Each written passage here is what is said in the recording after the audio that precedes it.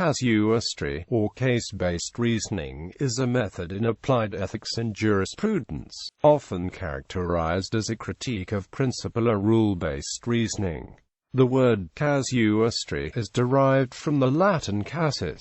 Casuistry is reasoning used to resolve moral problems by extracting or extending theoretical rules from particular instances and applying these rules to new instances. The term is also commonly used as a pejorative to criticize the use of clever but unsound reasoning, especially in relation to moral questions. The agreed meaning of casuistry is in flux. The term can be used either to describe a presumably acceptable form of reasoning or a form of reasoning that is inherently unsound and deceptive. Most or all philosophical dictionaries list the neutral sense as the first or only definition. On the other hand, the Oxford English Dictionary states that the word FDEN applied to a quibbling or evasive way of dealing with difficult cases of duty. Quote, its textual references, except for certain technical usages, are consistently pejorative. Most online dictionaries list a pejorative meaning as the primary definition before a neutral one, though Merriam-Webster lists the neutral one first.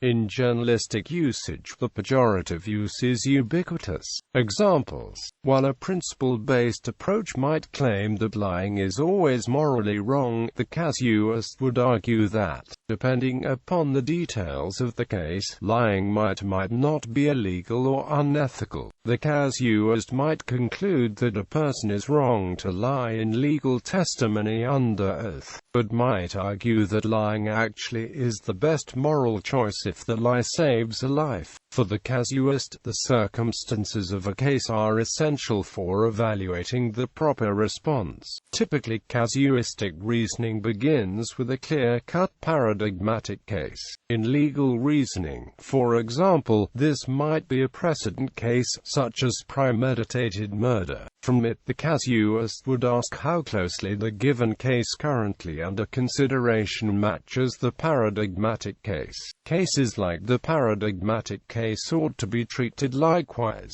Cases unlike the paradigm ought to be treated differently. Thus, a man is properly charged with premeditated murder if the circumstances surrounding his case closely resemble the exemplar premeditated murder case. The less a given case is like the paradigm, the weaker the justification is for treating that case like the paradigmatic case.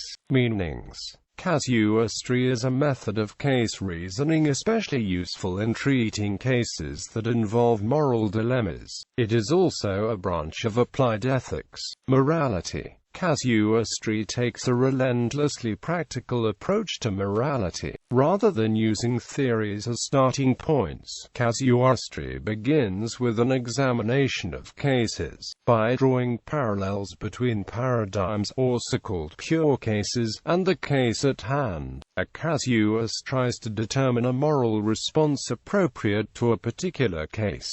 Casuistry has been described as theory modus. One of the strengths of casuistry is that it does not begin with, nor does it overemphasize, theoretical issues. It does not require practitioners to agree about ethical theories or evaluations before making policy. Instead, they can agree that certain paradigms should be treated in certain ways, and then agree on the similarities, the so-called warrants, between a paradigm and the case at hand. Since most people, and most cultures, substantially agree about most pure ethical situations, casuistry often creates ethical arguments that can persuade people of different ethnic, religious and philosophical beliefs to treat particular cases in the same ways. For this reason, casuistry is widely considered to be the basis for the English common law and its derivatives. Casuistry is prone to abuses wherever the analogies between cases are false. History. Casuistry dates from Aristotle, yet the zenith of casuistry was from 1550 to 1650, when the Society of Jesus has used case-based reasoning, particularly in administering the sacrament of penance. The term casuistry quickly became pejorative with Blaise Pascal's attack on the misuse of casuistry. In provincial letters he scolded the Jesuits for using casuistic reasoning in confession to placate wealthy church donors, while punishing poor penitents. Pascal charged that aristocratic penitents could confess the sins one day, recommit the sin the next day, generously donate the following day, then return to reconfess the sins and only receive the lightest punishment. Pascal's criticisms darkened casuistry's reputation. It was not until publication of The Abuse of Casuistry, A History of Moral Reasoning, by Albert Johnson and Stephen Toulmin, that a revival of casuistry occurred. They argue that the abuse of casuistry is the problem, not casuistry per se.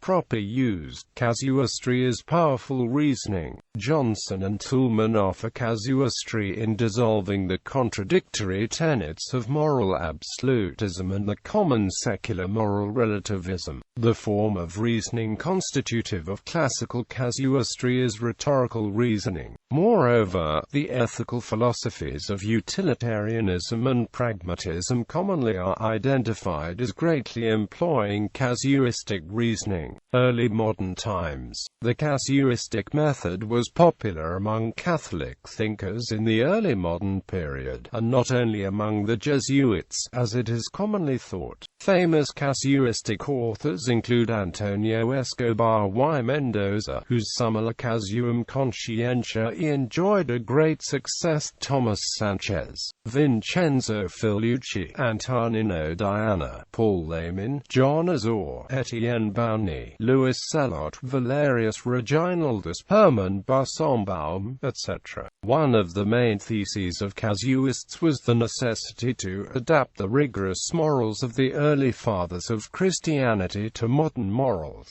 which led in some extreme cases to justify what Innocent XI later called laxist moral. The progress of casuistry was interrupted toward the middle of the 17th century by the controversy which arose concerning the doctrine of probabilism, which stipulated that one could choose to follow a probable opinion, that is, supported by a theologian or another, even if it contradicted a more probable opinion or a quotation from one of the fathers of the Church. The controversy divided Catholic theologians into two camps, rigorous and laxists. Casuistry was much mistrusted by early Protestant theologians because it justified many of the abuses that they sought to reform. It was famously attacked by the Catholic and Jansenist philosopher Pascal during the formulary controversy against the Jesuits. In his provincial letters as the use of rhetorics to justify moral laxity, which became identified by the public with Jesuitism, hence the everyday use of the term to mean complex and sophistic reasoning to justify moral laxity. By the mid-18th century, casuistry had become a synonym for moral laxity. In 1679, Pope Innocent XI publicly condemned 65 of the more radical propositions, taken chiefly from the writings of Escobar, Suarez and other casuists as propositions lax or immoral astarum, and forbade anyone to teach them under penalty of excommunication. Despite this papal condemnation, both Catholicism and Protestantism permit the use of ambiguous and equivocal statements in specific circumstances. Alphonsus Maria de Liguori, founder of the Congregation of the Most Holy Redeemer, then brought some attention back to casuistry by publishing again Hermann Bassanbaum's Medulla Theologia e Moralis, the last edition published in 1785 and receiving the approbation of the Holy See in 1803. Bassanbaum's Medulla had been burnt in Toulouse in 1757 because of its justification of regicide, deemed particularly scandalous after Damien's assassination attempt against Louis XV.